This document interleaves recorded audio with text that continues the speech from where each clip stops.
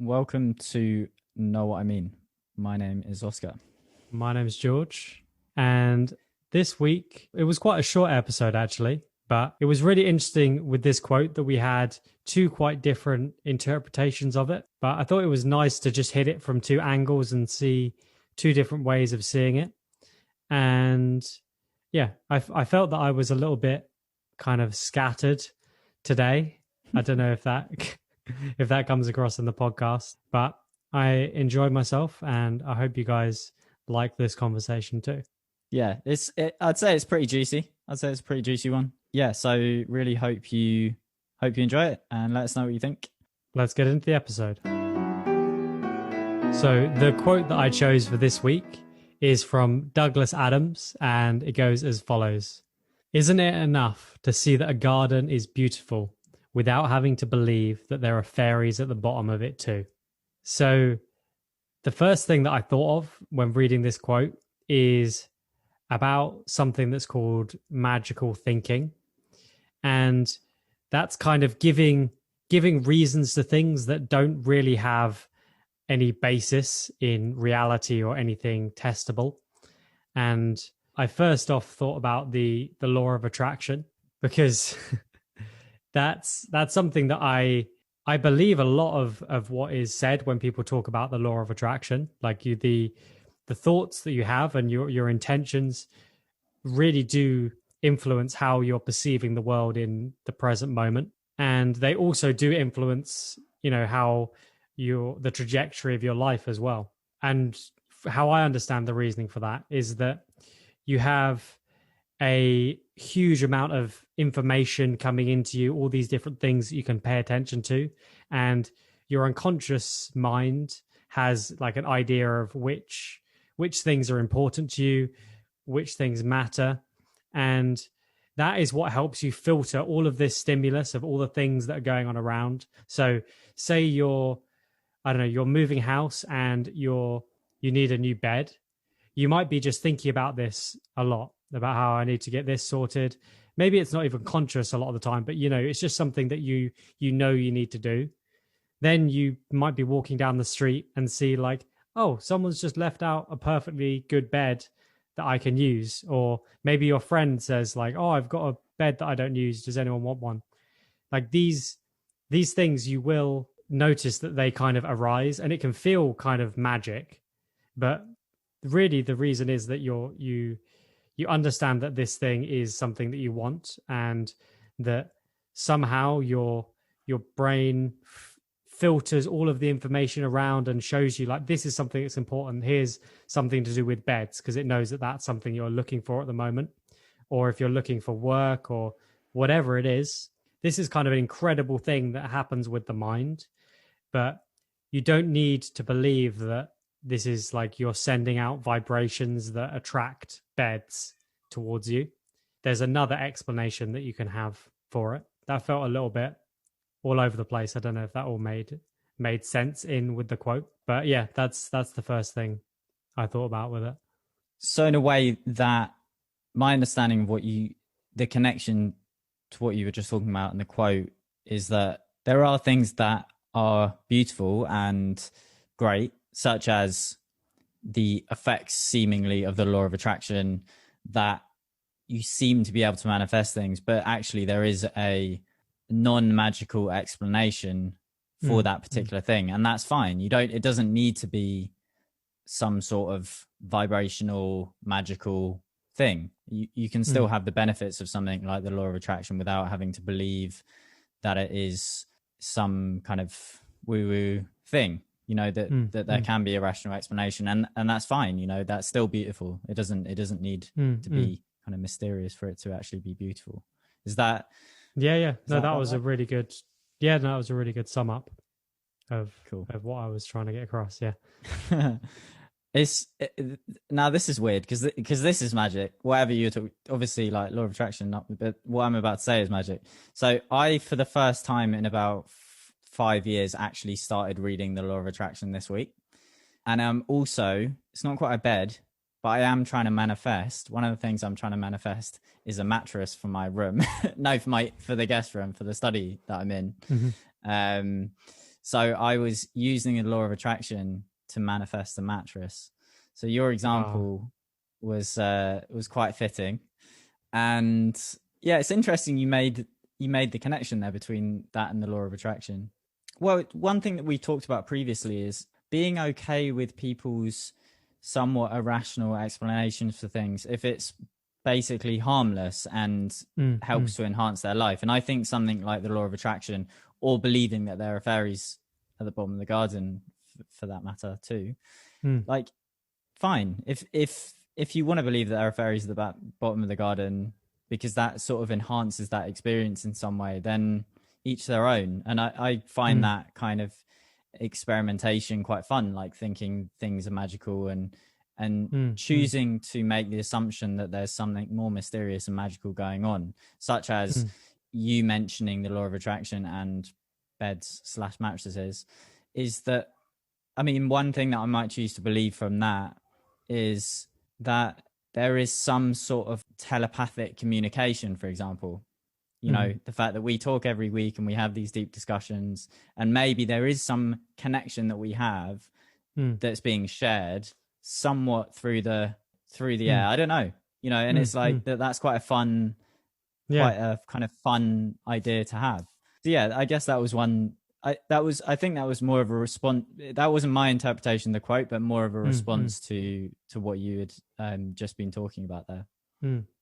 Well, yeah, it's interesting because that was the other side that I was thinking about a lot with this, because I have definitely changed to be less, I guess, I think that you do actually lose out on something by just reducing everything to like science and to make everything completely secular and devoid of any magic. So I know that is kind of a bit of a contradiction to what I was saying. I guess there's some beliefs where I think like that's just kind of a silly way to think of it. But yeah, I think as long as the beliefs aren't really damaging, then that's completely fine to have those things. And like that's one of the things that humans have, their imagination, that you can think of all these crazy things and, you know, enjoy that process of being of wondering about things and making the world seem more magical. So yeah, I feel like I'm kind of saying exactly the opposite of what I said before. But yeah, no, I think that can be a really enriching thing to do as well. I guess really what it is that I want to do it for the things that I think I should have magical reasoning for, and not the things that I don't. Like, I have an idea of which things I want to be more woo-woo about and which things I want to be more scientific about. And, you know, that's just my perspective of how I see the world. And it's weird when people have a different perspective to that, or it can sometimes seem like they're wrong and I'm right about those things. Yeah, it can be easy to judge other people's magic. Yeah. Because it's just like you might not see it as so innocent, or you might just see it as delusional in other people, whereas in yourself, you know that you're not taking it completely seriously. It's just some like little outfit you're trying on, and like it can be a helpful concept to use and make life a bit more interesting, and also allow space for not knowing and mystery. I really appreciate that. Like I appreciate space in which things aren't set, and I can be, as a human being, instead of taking this position of like, that is unproven, that is stupid, and here's why, which is a very kind of judgmental and fixed and kind of arrogant position to be in as well. I do think that often with the sort of super science heavyweight kind of like, no, like there is no compromise, you know, like it's all has to be having proven, otherwise it's bullshit. Like that for me comes across as an arrogant position, because, you know, things within science are being disproven all the time and changing all the time, you know, like, and say again, like something like telepathy, having communicating in ways that we just haven't discovered yet. Why the fuck not? I mean, that is really not all that out there, you know. Like we can phone people in Australia, for fuck's sake. Like if you told that to someone like 300 years ago, they would be like, what are you on? What, through like magical fucking invisible airwaves, you know, like that's just crazy. Like, what are you talking about, you know? So I think, yeah, I like to have that position of just not knowing. I'm not gonna fix on, I'm not gonna say something like law of attraction. I'm not gonna be like, it is true, I know it's true, because in a way that's the same thing. It's the same fixed, I'm right, you're wrong, like that's it. But I'm not gonna say it's not true as well. I'm just like, could be, I don't know, like let's you know, sometimes it's helpful to think that it's true. Some other times you know, if I'm in a position where, because the law of attraction, you know, essentially, like we might not have explained it that thoroughly, like essentially you're manifesting the world that you live in, you know, through your thoughts, through what you're spending your time dwelling on, you're actually manifesting that world, you know. And that's talked of in a positive light, of like you can manifest your dreams and your career and all this kind of stuff. But, you know, also on the flip side of that is also saying that you're manifesting your shit situation as well, you know. And obviously it's not that helpful if you're feeling crap to be like, I've manifested this situation, you know, I dwelled too long on the negative things that could happen and then now it's happening. Like that's an unhelpful view in a way. So I guess it's, you know, being flexible with it. Yeah, that's a slight tangent, I think. But yeah, we've gone down the route of that. In fact, from your initial first point, George, we both agree that it's not quite like that, and we don't believe it's quite like that, and yeah, that's okay. Yeah, we've kind of got the space now where it's interesting to wonder if there's fairies at the bottom of the beautiful garden. I'd say that's about where I'm at. Yeah, with how I think of this quote. Nice. Yeah, I like that. Yeah. Why not? Yeah.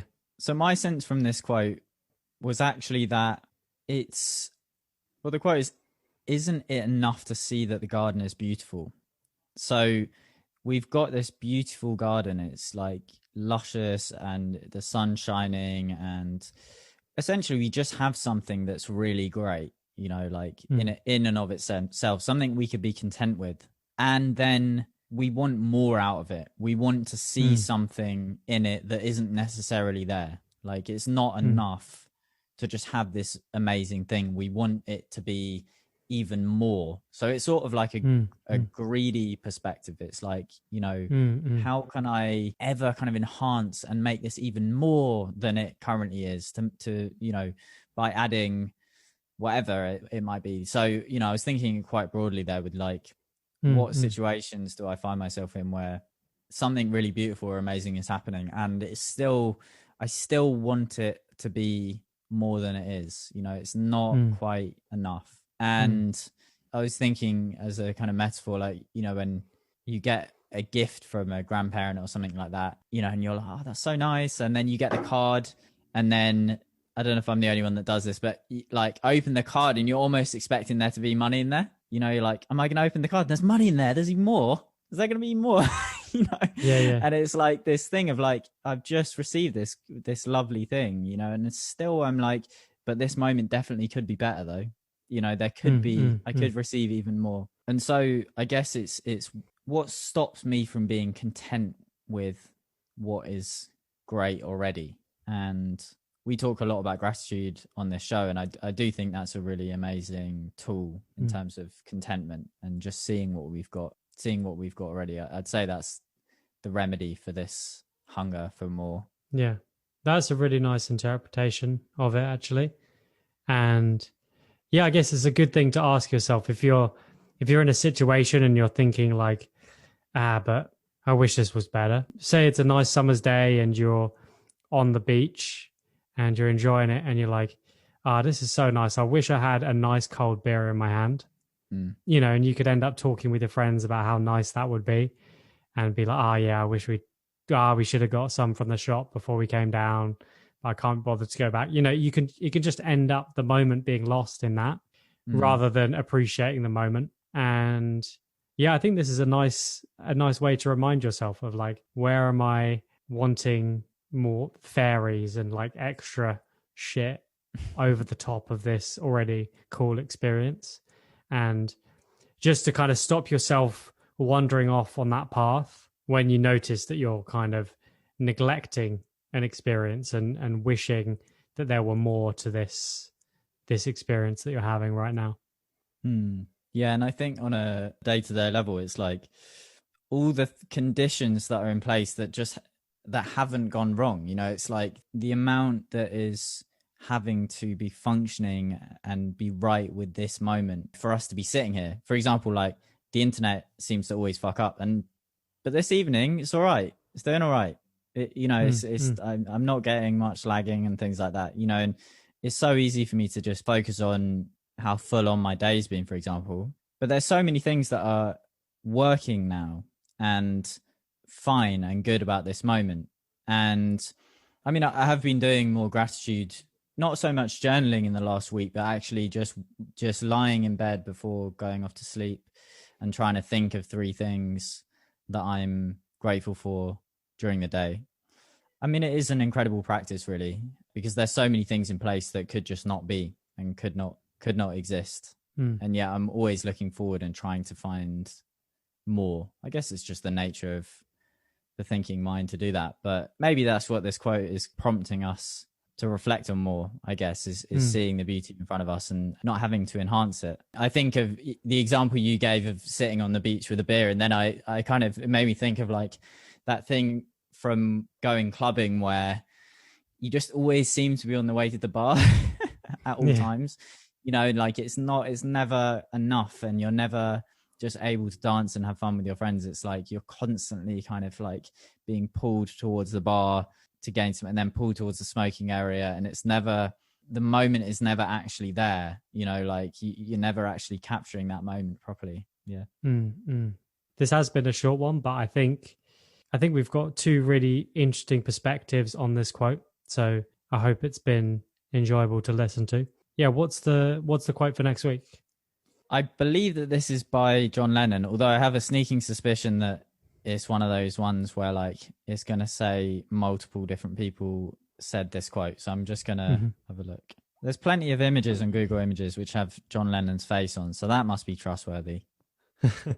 No, it's untrue. Me and Georgia found that like finding reliable quotes is extremely difficult, as it turns out. Anyway, we're going to go with John Lennon on this anyway, because he seems to be the most common originator. Life is what happens when you're busy making other plans. Awesome. If you guys enjoyed this episode, then you can buy us a coffee at the link in the description. And if not, then share this with someone that you think would enjoy the podcast. And that's a great way for us to reach more people if you think that would be a good thing.